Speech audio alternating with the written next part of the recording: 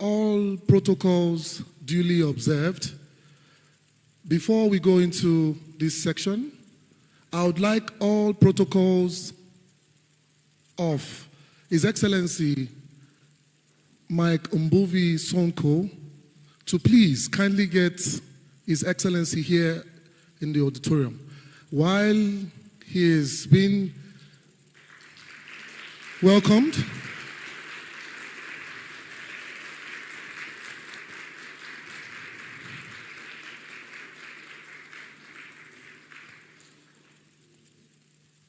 you are highly welcome, Your Excellency. You may have your seat.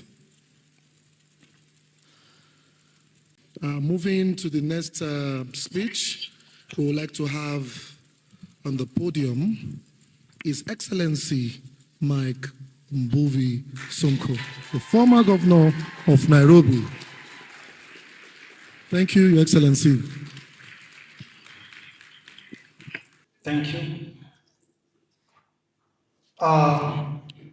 Your Excellency, distinguished guests, ladies and gentlemen, good afternoon. I stand before you today to speak about strengthening democratic governance for a peaceful and prosperous Africa. Democracy in Africa cannot only be about elections, constitutions, and institutions. True democracy must begin with something deeper: humanity in leadership. Leadership must have a human face, one that sees the struggles of the poor, feels the pain of the marginalized, and works to improve the lives of ordinary citizens. Across Africa, millions still live in poverty. Poverty is not just a statistic, it's the daily struggle for food, shelter, education, and dignity. If we are serious about fighting poverty, our leadership must be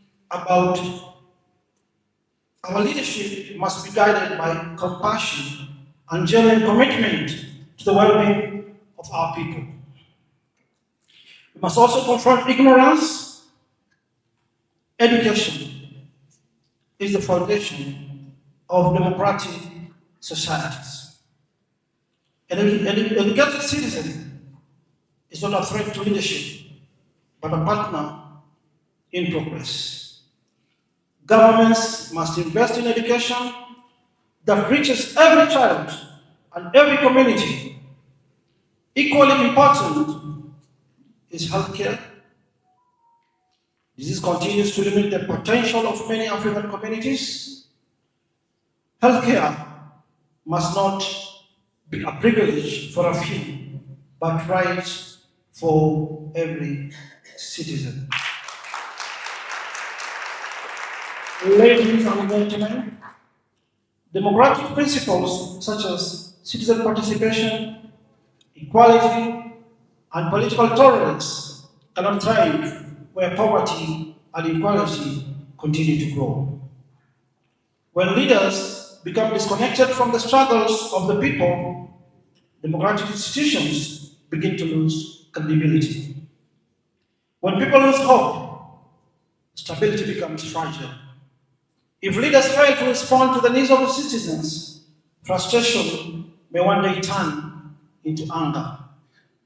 People may not reject democracy itself, but they may lose faith in leaders who fail to serve them.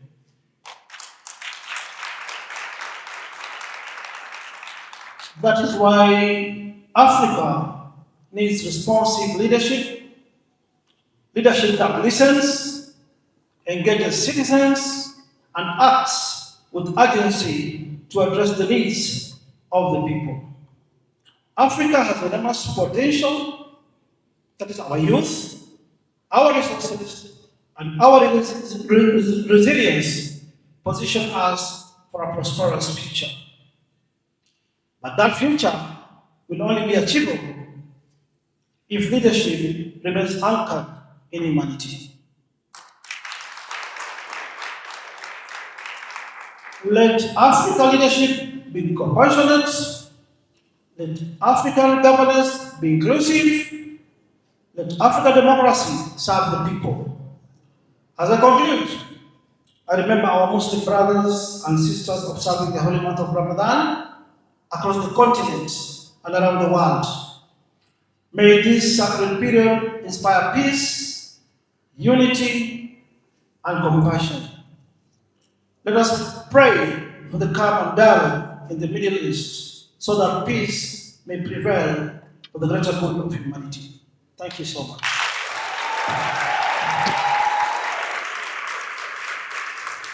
Wonderful speech by His Excellency. Please, Your Excellencies, we will need soft copies of your speech. Kindly your speech through email so that it can serve as a communique for research students and also legislators can also adopt some of these solutions that you have preferred for policy making processes. Thank you so much. Institutions and respect for the rule of law are the strongest foundation upon which peace is built. Across Africa today, the relationship between democracy and peace remains both a challenge and an opportunity.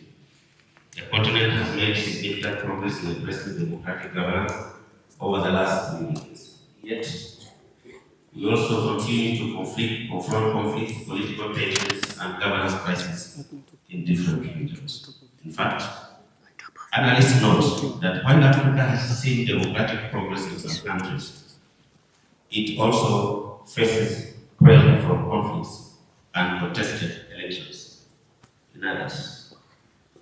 Allow me to reflect on 3 important dimensions of how democracy and governance contribute to peace in Africa. First, democracy provides peaceful channels through which citizens can express themselves, their aspirations, and grievances.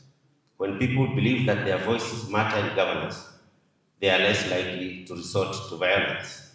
Elections, civic participation, and constitutional institutions create mechanisms for dialogue, accountability, and peaceful transitions in power. Distinguished guests and the sons and daughters of the soil. In Kenya, our journey has not always been smooth, but it demonstrates the resilience of democratic institutions. The 2010 Constitution fundamentally structured governance by developing power to county governments, strengthening judicial independence and expanding civic participation. Devolution, in particular, has contributed to stability by ensuring that communities across the country feel represented in governance and resource allocation.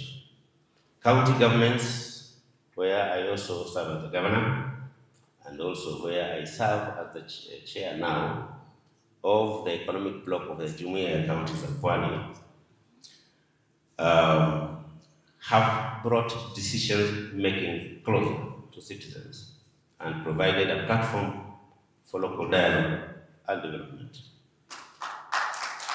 At the same time, Kenya continues to demonstrate the importance of citizen engagement. Again, at the national platform, I serve as the vice chair of the Blue Economic Committee of the Council of Governors. The youth-led protests against the finance bill in 2024, largely driven by the so-called Gen Z movement, reflected a generation demanding accountability and participation in governance. While such moments may create tension, they also show that active citizenship is a vital component of democratic societies. Second, ladies and gentlemen, peace is sustained when democratic institutions are strong, credible, and impartial. Institutions such as independent electoral commission, courts, and oversight bodies ensure that political competition remains peaceful. Across Africa, regional and continental institutions also play a crucial role. Election observation missions conducted by the African institutions help reinforce confidence in electoral processes and prevent post-election disputes by promoting transparency and dialogue.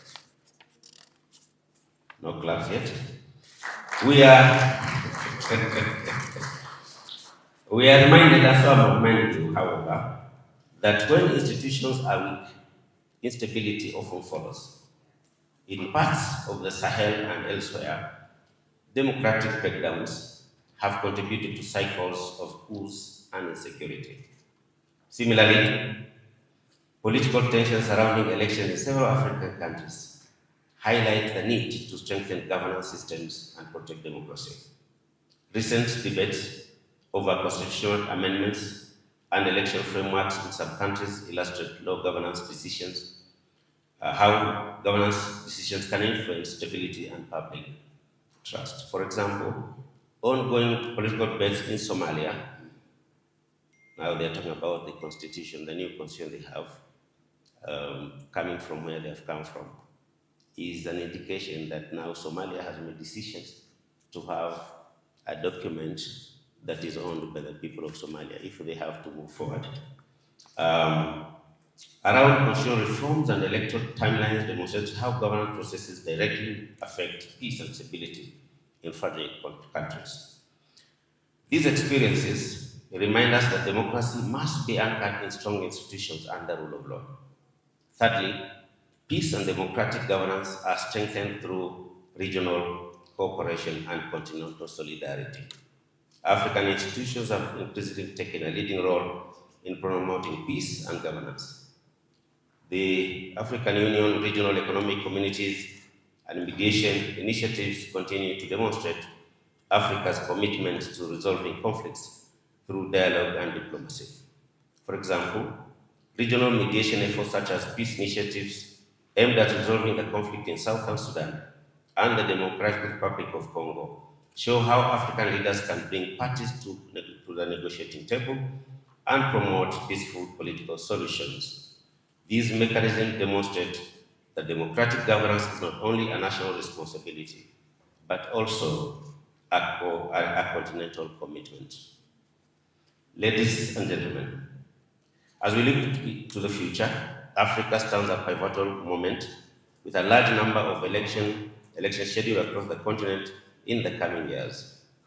Democratic processes will once again test the resilience of our institutions and the maturity of our political leadership. The question before us is not whether Africa can achieve peace. It is how we can strengthen governance systems that sustain peace over the long term. Africa's future will be shaped by how effectively we nurture democratic governance. Lastly, where democracy thrives, peace has a chance to flourish. Where governance is inclusive, societies become more resilient, and where institutions are trusted, conflicts are resolved through dialogue rather than violence. If we remain committed to the principles, Africa can transform its democratic aspirations, into a powerful force for peace, stability, and prosperity for generations to come. The question is, which way for Africa? Democracy or dictatorship? Thank you so much. Coming to the podium for the third keynote speech for today's Palace 2026 is the former Senate President of Burundi, His Excellency Bishop Emmanuel. A round of applause as he steps forward. Thank you, Your Excellency. Thank you very much. Thank you, Mr. President. Distinguished guests, excellencies, civil society leaders, ladies and gentlemen, all protocol observed. Good afternoon. It's both a privilege and a responsibility to address this gathering on a subject that lies at the heart of Africans' future: strengthening democratic governance for a peaceful and prosperous Africa, addressing challenges and advancing solutions. Over the past 3 decades, Africa has witnessed significant democratic progress, including the expansion of multi-party elections, constitutional reforms, increased citizen participation. However, democratic institutions in many countries remain fragile. Persistent governance challenges such as corruption, weak institutions, and political instabilities continue to undermine democratic consolidation and threaten peace and development. The question before us today is not whether democracy matters for Africa. The evidence is clear. Democratic governance is fundamental to sustainable peace, economic development, and social justice. And the realization of the African Union's Agenda 2063, the Africa we want. The real question is how we strengthen democratic institutions and practices to meet the aspiration of the African people. Let me just share few challenges that really we do have. We do have democratic backsliding. Some countries have experienced constitutional manipulation, including the removal of presidential term limits and concentration of power in the executive branch. We do have weak democratic institutions, limited independence of the judiciary, weak parliamentary oversight, and politicized electoral bodies undermine democratic accountability. 3, corruption and lack of transparency. Corruption, ladies and gentlemen, erodes public trust, weakens public institutions, and diverts resources needed for economic development and social services. Shrinking of civic space. We've observed that there is restrictions on civil society organization, independent media, and public participation, which limit citizen engagement in governance processes. Youth exclusion. Despite Africa being the youngest continent globally, young people remain underrepresented in political leadership and decision-making processes. What solution can we really suggest to this gathering? We need to strengthen democratic institutions, promote independent judicial system, credible electoral management bodies, and effective parliamentary oversight to enhance accountability and the rule of law. 2, we need to support civil society and media. Civil society organizations and independent media play a critical role in monitoring governance, promoting transparency, and encouraging citizen participation. We need also to promote youth engagement, invest in civic education, youth leadership development, and policies that encourage youth participation in governance and political processes. We need to combat corruption, strengthen anti-corruption institutions, improve financial transparency, and leverage digital governance tools to enhance accountability. We need also to enhance regional governance framework. We need to support implementation of continental and regional frameworks such as the African Charter on Democracy, Elections, and Governance, and strengthen the role of regional organization in safeguarding democratic norms. In concluding, democratic governance is fundamental to achieve lasting peace and prosperity in Africa. Strengthening democratic institutions, expanding civil participation, and promoting accountable leadership will be critical to address governance challenges and unlocking the continental full potential. A peaceful and prosperous Africa depends on inclusive governance, empowered citizens, and strong democratic institutions. Ladies and gentlemen, the vision of Africa of Agenda 2063, the Africa we want, is a continent that is peaceful, democratic, and prosperous. But achieving this vision requires more than policy frameworks. It requires political will, citizen engagement, and accountable leadership. Africa's democratic future will not be determined solely in presidential palaces or parliamentary chambers. It will also be shaped in universities, in civil society organizations,